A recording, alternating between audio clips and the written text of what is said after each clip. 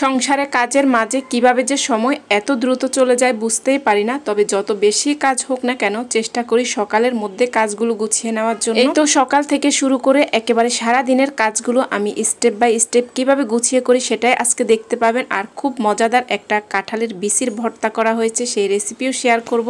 আপনারা যারা দেখা শুরু করছেন প্লিজ মনে করে একটা লাইক দিবেন, আর ভালো লাগলে একটা কমেন্ট করে জানাতে ভুলবেন না। এই তো একেবারে সকালবেলা রান্নাঘরে এসে আমি প্রথমে পানি নিয়ে নিচ্ছি। পানির এই জগটা নতুন কেনা হয়েছে, আগের দিন ভালো করে ওয়াশ করে আমি পানি জড়াতে রেখে দিয়েছি।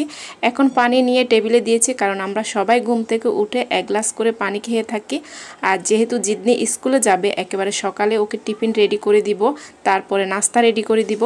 এখানে আগের দিন আমি প্রিন্স বাজার থেকে কিছু সবজি নিয়েছি, মানে কাটা সবজি, এখানে অনেকগুলো একসাথে থাকে। এই সবজিটা এমনি ভাজি করলেও মজা হয়, আর নুডলস দিয়ে রান্না করলেও মজা হয়। তবে এই সবজির মধ্যে আগে ক্যাপসিকাম ছিল, এখন দেখি ক্যাপসিকাম নেই। আমি সাথে দুটো আলু কেটে নিয়েছি, আর এই তো নুডলস আর কিছুটা সবজি অফ ক্যামেরায় সেদ্ধ করে রেখে দিয়েছি।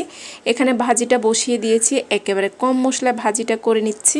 নুডলস আর সবজি যে সেদ্ধ করে রেখেছি, একেবারে সাধারণভাবে নুডলসটা করে নিচ্ছি জিদনিকে টিফিন দেওয়ার জন্য। এখানে পেঁয়াজ মরিচ ভেজে একটা ডিম দিয়েছি, আর এখন দিয়ে দিচ্ছি সেদ্ধ করা আগে থেকে সবজি এবং নুডলস আমি একসাথে সেদ্ধ করে রেখে দিয়েছি।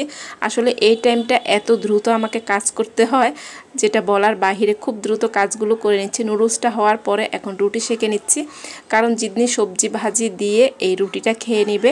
ওর রুটিগুলো শেখার সাথে সাথে আমাদেরগুলোও করে ফেলে, যেহেতু একসাথে রুটি বের করে নিয়েছি। তবে রুটি আমি চেষ্টা করি আগের দিন রাতে বা একসাথে বানিয়ে রাখার জন্য। এগুলো ফ্রোজেন রুটি ছিল, বের করে জাস্ট সেঁকে নিচ্ছি, আর একটা ডিম ভাজা করে নিচ্ছি পেঁয়াজ মরিচ দিয়ে। তবে জিদনি ডিম ভাজা একেবারেই খেতে চাচ্ছে না, সে সবজি ভাজি দিয়েই খাবে। তো ওকে নাস্তাটা রেডি করে দিয়ে এখন চলে আসলাম দ্বিতীয় স্টেপে। এখন রান্নাঘরে দ্বিতীয়বারের মতো এসে কাজ শুরু করে দিয়েছি। এই ডিমগুলো সকালে উঠে আমি কিছুটা ওয়াশিং পাউডার দিয়ে ভিজিয়ে রেখে দিয়েছি, এখন ভালো করে ওয়াশ করে নিয়েছি। এখানে একটা ডিম সেদ্ধ করে নিয়েছি, আর ওই যে নতুন এগ হোল্ডারটা নিয়েছি সেটার মধ্যে রেখেই খাচ্ছি। খুবই ভালো লাগছিল, আসলে ছোট হলেও জিনিসটা খুবই কিউট ছিল। আর রান্নাঘরের এই সাইডটা আমি একটু গুছিয়ে নিয়েছি রান্নার আগে। রান্নাঘরটা এইভাবে পরিপাটি থাকলে রান্না করতে ভালো লাগে। এখন চলে যাচ্ছি পরবর্তী স্টেপে, মানে দুপুরে কি রান্না করব। মাছ, ভাত, সবজি, মশলার বাটি কি কি বের করা লাগবে ফ্রিজ খুলে চিন্তা করে সব একসাথে বের করে রান্নাঘরে নিয়ে যাব। এগুলো যখন ভিজতে থাকবে তখন আমি পুরো বাসাটা গুছিয়ে নিব। এভাবে করে সকাল থেকে আমি স্টেপ বাই স্টেপ কাজগুলো করে ফেলি। একেবারে 11টার মধ্যে আমার পুরো দিনের কাজ শেষ হয়ে যায়।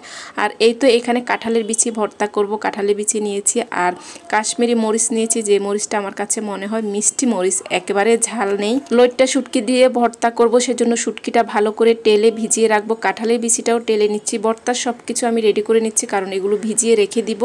আর এখানে দেখুন কিছুটা লিচু আনা হয়েছে। এই সিজনে আমাদের অনেক লিচু খাওয়া হচ্ছে, কারণ জিদনির অনেক বেশি পছন্দ লিচু। সে কোনো ফল ওভাবে পছন্দ করে খায় না, তবে লিচুটা খাচ্ছে, সেজন্য কিছু খাচ্ছে। আর প্রতিদিন যে লিচু আনা হচ্ছে, কিছুটা আমি ডিপ ফ্রিজে ফ্রোজেন করে সারা বছরের জন্য রেখে দিচ্ছি। এই তো এখন চলে আসলাম রান্নায়। অফ ক্যামেরা কিন্তু আমি সব কেটে কুটে নিয়েছি। একেবারে সাধারণ কিছু রান্না করব। এখানে মাছ ভাজা করব, মানে মাছ দিয়ে পটল দিয়ে একটা ভাজা করব। সেজন্য মাছ প্রথমে হলুদ লবণ মরিচের গুঁড়া মেখে ভেজে নিচ্ছি। আর ওই যে আগের ব্লগে বলেছিলাম বিশাল বড় একটা মিষ্টি কুমড়া এনেছে, সেটা না রান্না করলে নষ্ট হয়ে যাবে, আরও অর্ধেক নিয়ে রান্না করে নিচ্ছি। তবে দুপুরে খাওয়া না গেলেও রাতে জিদনির বাবা খাবে বা পরের দিন রুটি দিয়ে খাওয়া যাবে, সেজন্যই রান্না করে নিচ্ছি। এখানে মাছগুলো ভেজে নিয়ে কিছুটা পটল ভেজে নিচ্ছি। আসলে আমাদের গৃহিণীদের একটা কাজ শেষ হতে না হতে আরও একটা কাজ রেডি থাকে, সেজন্য সকাল থেকে যদি কাজগুলো একটু গুছিয়ে করা যায়, মানে সকালের মধ্যে, তাহলে কিন্তু সারাদিন অনেক সময় পাওয়া যায়। এই তো পটল আর মাছ ভাজাটা হয়ে গিয়েছে। সব কিছু ভালো করে ভেজে তারপর পেঁয়াজ মরিচ দিয়ে একটু ভেজে নিয়েছে। এই পটল আর মাছ ভাজাটা অনেক বেশি মজার হয়। এই তো রান্নার কাজ শেষ। এখন আমি প্রথমে ভর্তাটা করে নিব, সেজন্য কাঁঠালের বিচিগুলো এভাবে একটু থেতো করে নিচ্ছি, এতে করে বেটে নিতে সুবিধা হবে। কাঁঠালের বিচিগুলো বেটে নিয়ে এখন আমি শুটকিটা বেটে নিচ্ছি। তারপরে মরিচগুলো বেটে নিব, যে শুকনা মরিচগুলো আমি হালকা একটু তেলে রেখে দিয়েছি। আসলে এই মরিচ দিয়ে ভর্তা করলে অনেক বেশি মজা লাগে, কারণ একেবারে ঝাল থাকে না।